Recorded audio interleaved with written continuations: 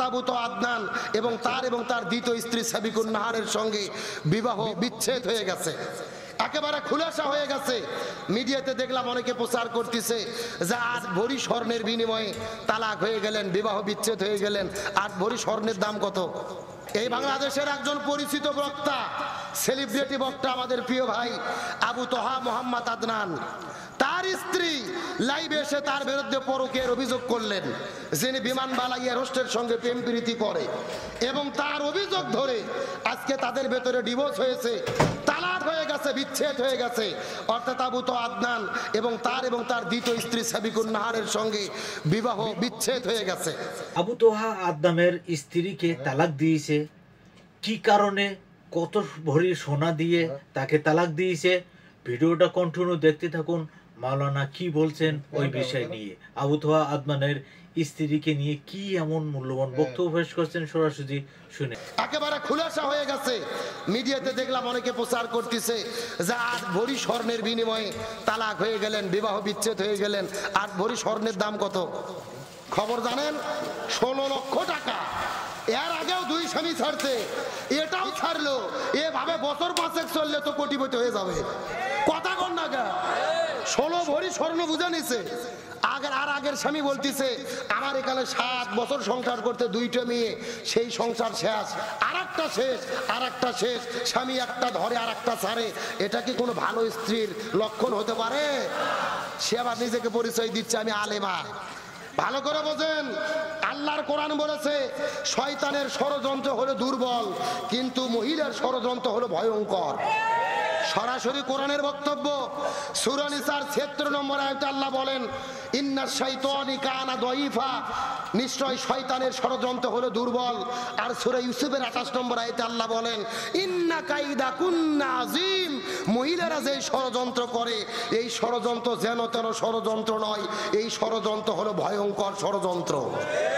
শয়তানের ষড়যন্ত্রতে যদি পড়েন বাঁচার বুদ্ধি আছে, কিন্তু মহিলা যদি আপনার বিরুদ্ধে ষড়যন্ত্র করে ইউসুফ নবীর মতো অপবাদ ছাপাওয়া ছাড়া কোনো উপায় নাই। আজকে আপনি স্ত্রী হয়ে স্বামীর বিরুদ্ধে অভিযোগ করলেন সে পরকে প্রেম করেছে, অথচ 2 ঘন্টা লাইভ করে কান্নাকাটি করলেন, পরকে প্রেমের কোনো প্রমাণ দিতে পারলো? শুধু কান্না করে বললো স্বামী আমাকে ধরে পিটাই মারে, ঝগড়া হয়। আচ্ছা বলেন তো, স্বামী স্ত্রী ঝগড়া হয় না, মারামারি হয় না, এমন কোনো বাপের বেটা হাত তুলে বলতে পারবে? এর আমরা যে হুজুর আমাদেরও তো হয়। কথা কন না কা, স্বামী স্ত্রী সম্পর্কই হলো টক ঝাল মিষ্টি, সুখ দুঃখ কষ্ট সবই থাকবে। আরে ভাই আমরা তো দূরের কথা, আমাদের নবী মুহাম্মদ রাসূলুল্লাহ সাল্লাল্লাহু আলাইহি ওয়াসাল্লাম তার সাথে তার স্ত্রী আম্মা জান মায়েশা সিদ্দিকার তারও মনোমালিন্য হতো, হযরত ওমর ফারুক যে মীমাংসা করে দিত। সুবহানাল্লাহ বলেন। তার মানে স্বামী স্ত্রীর মধ্যে ঝগড়া বিবাদ একটু মনোমালিন্য হতেই পারে। আপনি সেটা মিডিয়াতে যে প্রচার করে দিলেন, তার মানে আপনার উদ্দেশ্যই ছিল এই সম্পর্কে ছিন্ন করে আরেক জায়গায় যাওয়া। আল্লাহর কোরআন বলেছেন হুন্না লিবাসুল লাকুম আনতুম লিবাসুল লাহুন্না, স্বামী স্ত্রী উভয়ের পোশাক স্বরূপ। পোশাক মানে শুধু শাড়ি কাপড় নয়, পোশাকের ব্যাখ্যা হলো স্ত্রী স্বামীর ঘটনা জানে, স্বামী স্ত্রীর ঘটনা জানে, স্বামী স্ত্রীরটা গোপন রাখবে, স্ত্রী স্বামীর গোপন বিষয় গোপন রাখবে। এটাই হলো এই আয়াতের দাবি। আপনি কি ভাবছেন মিডিয়াতে প্রচার করে দেশের লোক এসে স্বামী স্ত্রীর গন্ডগোল মিটাতে পারবে? স্বামী স্ত্রী নিজেরা যদি স্বামী এবং স্ত্রী বানাইছে জন মিস্ত্রি, এ বড় কঠিন কারিগর, নিজেরা যতক্ষণ ঠিক না হবে বিচারপতি এসেও কোনো কাজ হবে না। এই জন্য ঝগড়া বিবাদ যাই হোক এটা নিজেরা গোপন রাখেন। এখন প্রকাশ করে দিলেন, সংসারটা বিচ্ছেদ হয়ে গেল, এটা কি ভালো হলো? যদিও হালাল, হাদিস আছে 3টে হালাল কাজ, কিন্তু আল্লাহর কাছে অপছন্দ। কয়টা হালাল কাজ? হালাল করা যাবে কিন্তু আল্লাহর কাছে অপছন্দ। 1 নম্বর হলো স্বামী স্ত্রীর ভিতরে বিচ্ছেদ, তালাক হওয়া। আর 2 নম্বর হলো ভিক্ষা করে খাওয়া, যদিও হালাল আল্লাহর কাছে অপছন্দ। আর 3 নম্বর হলো ঋণ করা, মানুষের কাছ থেকে ঋণ নিয়ে পরিশোধ না করা। এগুলো কাজ কার কাছে অপছন্দ? সুতরাং আসুন স্বামী স্ত্রীর সম্পর্কে গাঢ় করি, নিজেরা মীমাংসা করি, শান্তি কায়েম করি। আলেমদের ভুল বুঝবেন না, প্রমাণ ছাড়া কোন আলেমকে জিনাকারী বলার কোন সুযোগ। শয়তানের প্ররোচনায় সবাই পড়ে, হুজুর মানে যে ফেরেশতা তা না, হুজুররাও অন্যায় অপকর্ম করে। তবে প্রমাণ করার আগে, তদন্ত করার আগে কাউকে অপবাদ দেওয়া যাবে? আলোচনা কি তাহলে আর মিনিট 10 টাইম দেওয়া যাবে? জোরে বলেন যাবে? তাহলে তাহলে বলেন রসুলের চাচা আবু তালিব কোথায় যাবে? আরো ধরে বলেন। আমার প্রিয় বন্ধুগণ, মুসলমান ভাইরা গভীর মনোযোগ লক্ষ্য করুন। নবীদের চাচা আবু তালিব কেন জাহান্নামের মধ্যে যাবে, আলোচনাটা আপনাদের মধ্যে অবশ্যই করব। তবে এখন আবার চলে যেতে চাই মহিলাদের আলোচনার দিকে। চিৎকার করে বলেন তো, মহিলাদের কয়টা আমল করতে হবে?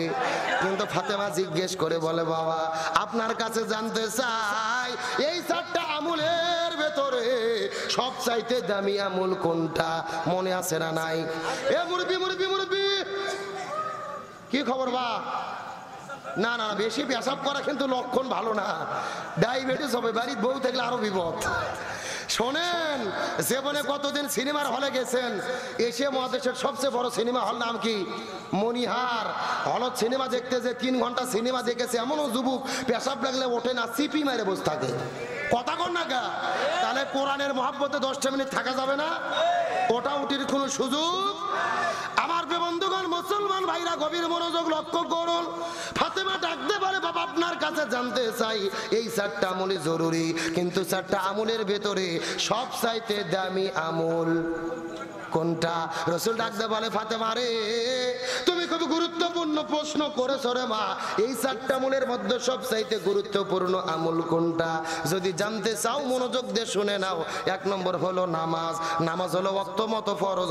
ফজরের সময় ফজর, যোহরের সময় যোহর, আসরের সময় আসর, মাগরিবের সময় মাগরিব, এশার সময় এশা। নামাজ হলো ওয়াক্ত মতো ফরজ। রমজান মাস যখন আসবে তখন রমজান মাসে রোজা রাখা ফরজ। রমজান মাসের বাইরে রোজা রাখা ফরজ।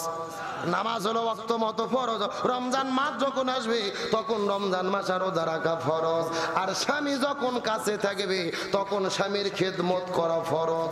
স্বামী যখন কাছে থাকবে, জোরে বলেন কোথায় থাকবে? কোথায় থাকবে?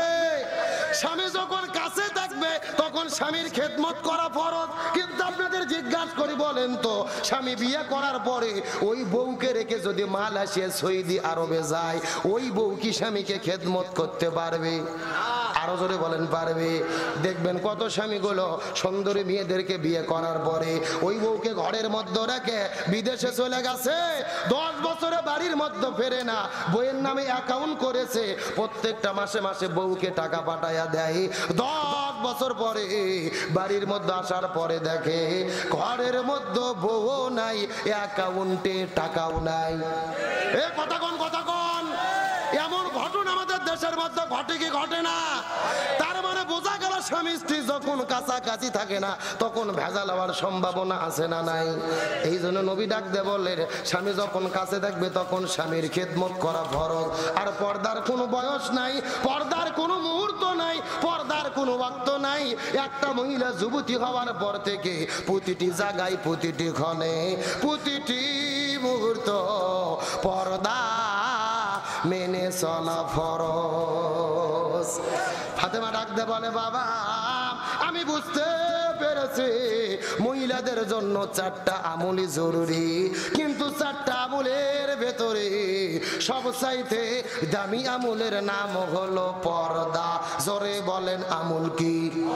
কে রে পর্দার মিছিল করতে কি ভয় লাগে? এমন সাউন্ড দেবেন মহিলা প্যান্ডেল যেন পার হয়ে যায়। এ সবচাইতে দামি আমলের নাম কি? আরো জোরে, জোর হলো না? ওই পর্দা করার দরকার আছে না নাই? আসসালামু আলাইকুম প্রিয় ভাই বন্ধুরা, ভিডিওটা শুরু থেকে লাস্ট অবধি দেখার জন্য অনেক অনেক ধন্যবাদ। আর এরকম ভিডিও প্রতিনিয়ত পাওয়ার জন্য আমার চ্যানেল সাবস্ক্রাইব করে আমার পাশে থাকবেন।